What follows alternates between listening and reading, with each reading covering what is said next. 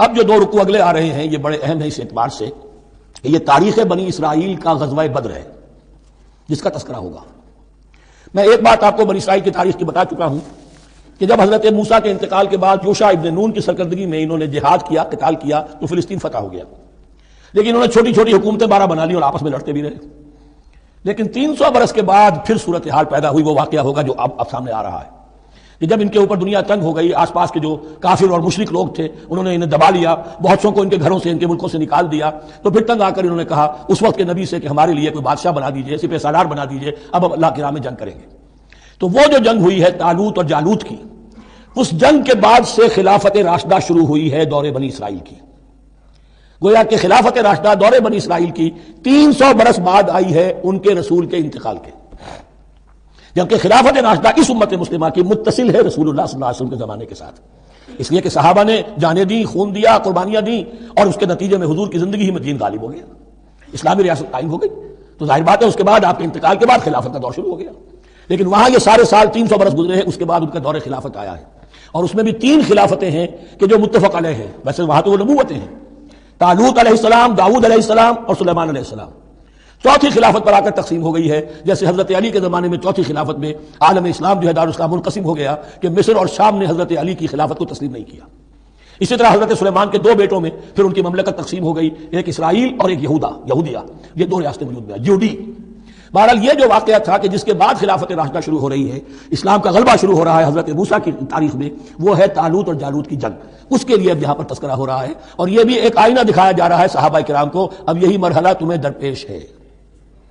غزوہ بدر آیا چاہتا ہے، آئینہ، coming events cast their shadows before, تمہیں پہلے سے بتایا جا رہا ہے۔ الم تر الی الذین خرجوا من دیارہم، کیا تم لوگوں نے غور نہیں کیا، کیا تم نے غور نہیں کیا ان لوگوں کے حال پر کہ جو نکل گئے اپنے گھروں سے، وہم الوف، جبکہ وہ ہزاروں کی تعداد میں تھے، حذر الموت، موت سے ڈر کی وجہ سے، یعنی جب کفار اور مشرکین نے غلبہ کر لیا ان پر اور بہت سے ملکوں سے یہ بھاگے اپنے ملک چھوڑ کر، فقال لهم اللہ موتوا، تو اللہ نے ان سے کہا کہ مر جاؤ، ثم احیاهم، پھر انہیں زندہ کیا۔ یہاں یہ بھی ہو سکتا ہے مراد کہ پھر واقعی عمل ہوا ہو، اور یہ بھی مراد ہو سکتا ہے جیسے قوم مر جاتی ہے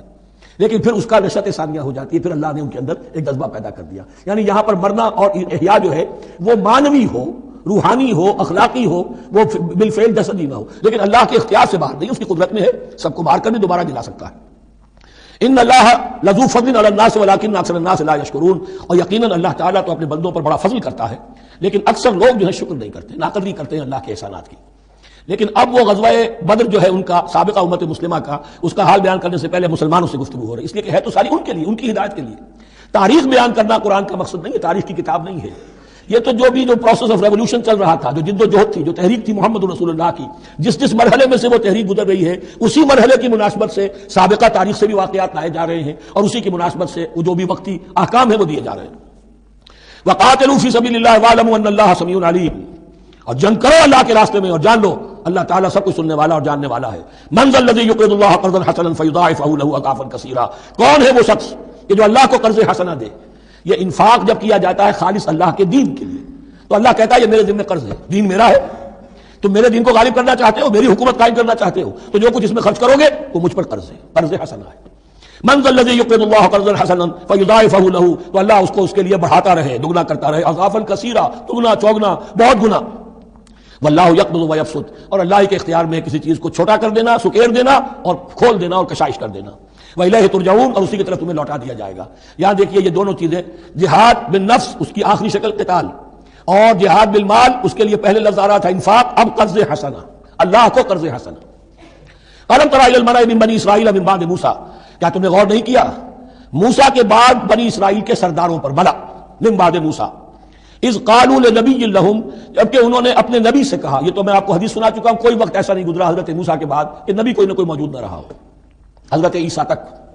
اس زمانے کے جو نبی تھے ان سے انہوں نے کہا لَهُ مُبَعَثْ لَنَا مَلِكًا نُقَاتِلْ فِي سَبِيلِ اللَّهِ، ہمارے لیے کوئی بادشاہ مقرر کر دیجئے تاکہ ہم اللہ کی راہ میں قتال کریں، جنگ کریں۔ یہاں بادشاہ سے مراد ہے جو سپہ سالار ہو، نبی ہے تو ظاہر بات ہے کہ نبی کا رتبہ تو بلند رہے گا، لیکن نبی کے تابع ہو کر کوئی شخص کہ جو جنگ کی سپہ سالاری کر سکے اس کو نامزد کر دیجئے۔ قال هل عصيتم ان كتب عليكم القتال ولا تقاتلوا، جو نبی تھے یہ سموئیل نبی تھے، سموئیل یہ آپ اولڈ ٹیسٹمنٹ میں پڑھیں گے، سموئیل نبی، انہوں نے کہا کہ اس کا بھی اندیشہ ہے کہ جب جنگ فرض کر دی جائے اللہ تقاتلوا، پھر تم جنگ نہ کرو،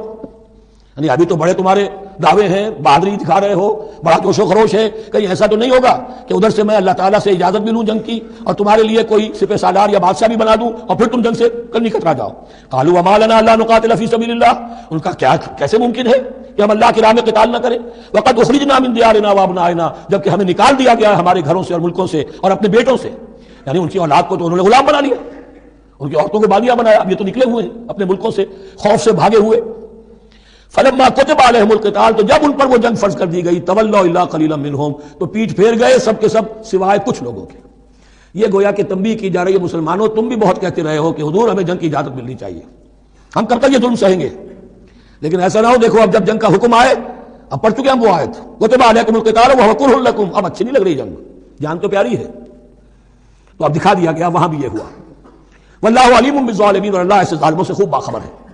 وقال لهم نبیہم، اور ان سے کہا ان کے نبی نے، ان اللہ قد بعث لكم طالوت ملکا، تمہارے لیے اللہ تعالیٰ نے طالوت کو بادشاہ مقرر کیا ہے۔ ان کا نام تورات میں آیا ہے سول یا ساؤل، SAUL۔ اب یہ سمجھ میں نہیں آتا، ہو سکتا ہے کہ اصل نام ساؤل ہو، لیکن چونکہ وہ بہت قداور تھے، طول قداور، اس لیے ان کا ایک صفاتی نام ہو طالوت۔ قرآن مجید نے صفاتی نام لیا ہے کہ وہ بہت قداور تھے۔ قالوا انا يكون له الملك علينا، اب انہوں نے کہا کیسے ہو سکتا ہے کہ اسے بادشاہت ملے ہمارے اوپر، ونحن احق بالملك منه، ہمیں زیادہ حق حاصل ہے اس کے مقابلے میں کہ ہمیں بادشاہی دی جائے۔ ولم يؤت سعة من المال، وہ تو مفلس ہے، اسے تو اللہ نے کوئی زیادہ دولت دی نہیں ہے، کیونکہ ان کے معیار تو یہی تھے، جو دولت مند ہے وہی صاحب عزت ہے۔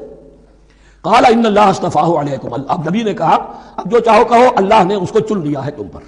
یہ فیصلہ اب ہو چکا، اللہ کا فیصلہ ہے، ڈیوائن ججمنٹ ہے، ڈیوائن ڈیسیجن ہے، کین ناٹ بی ریووکڈ۔ وزادہ بسطۃ فی العلم والجسم، اور اسے کشادگی عطا کی ہے علم اور جسم دونوں چیزوں میں، قداور ہے، طاقتور ہے، اور اسی طریقے سے علم اور فہم دیا ہے۔ تم دولت دیکھتے ہو، اللہ نے چنا ہے ان دو چیزوں کی بنا پر، جسمانی طاقت، جسمانی قوت، اس دور میں ظاہر بات ہے اس کی بہت ضرورت تھی، اور دوسرے یہ کہ اسے علم دیا ہے، فہم دیا ہے، سمجھ دی، دانش دی۔ واللہ یؤتی ملکہ من یشاء، اور اللہ تعالیٰ جس کو چاہتا ہے اپنی بادشاہت دے دیتا ہے۔ واللہ واسع علیم، اللہ بہت سمائی والا ہے، واسع، اس کی وسعت جو ہے وہ عطا ہے،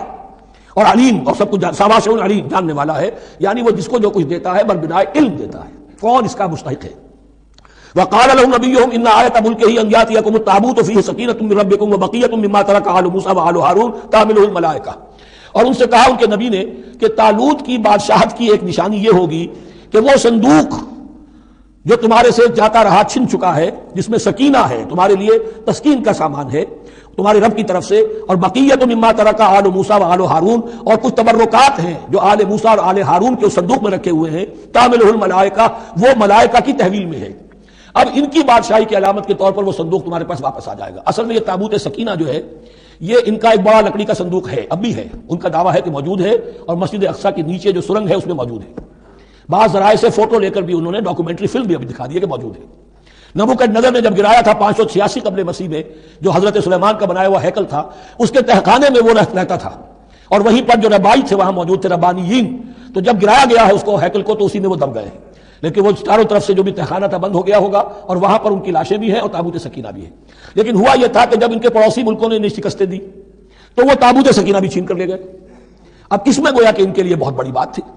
کہ ان کے لیے کم سے کم ایک دل کی روحانی تسکین کا سامان تھا۔ ہمارے پاس حضرت موسیٰ کے تبرکات ہیں، عصائے موسیٰ اس میں ہے، رکھا ہوا ہے، اب بھی ہے۔ اسی طریقے سے اس میں وہ جو جن تختیوں پر تورات لکھی ہوئی دی گئی تھی حضرت موسیٰ کو، وہ موجود ہے، ان کے کہنے کے مطابق اب بھی ہے۔ تو اس طریقے سے ان کے لیے تسکین ہوتی تھی، جیسے کہ مسلمان کو خانہ کعبہ کو دیکھ کر تسکین ہوتی ہے، تو فرمایا اس میں تمہارے لیے سکینت بھی ہے، اور تمہارے آل موسیٰ اور آل ہارون کے تبرکات بھی ہیں۔ تحملہ الملائکہ، اس وقت وہ ملائکہ کی تحویل میں ہوا یہ کہ جہاں وہ تابوت لے گئے ان کے دشمن، وہاں پلیگ آ گئی۔ انہوں نے سمجھا کوئی نحوست ہے اس کے اندر جس کی وجہ سے پلیگ آ گئی ہے، انہوں نے ایک چھکڑے کے اوپر اس کو رکھا اور بیلوں کو ہانک دیا، جاؤ جدھر جانا ہے۔ تو حضرت سموئیل نے ان سے کہا کہ طالوت کا اللہ کی طرف سے نامزد کیے جانا ایک علامت اس کی یہ ہوگی کہ وہ تمہارے تسکین کا سامان جو تم سے چھن گیا تھا، ان کے عہد عمارت میں یا ان کے عہد ملوکیت میں تمہیں واپس مل جائے گا، اور وہ فرشتوں کی تحویل میں ہے۔ تو ایک روز وہ چھکڑا جو ہے وہ لیے ہوئے وہ تابوت ان کے ہاں پہنچ گیا۔ ان فی ذلک لآیۃ لکم ان کنتم مؤمنین، یقیناً اس میں تمہارے لیے نشانی ہے اگر تم ماننے والے ہو۔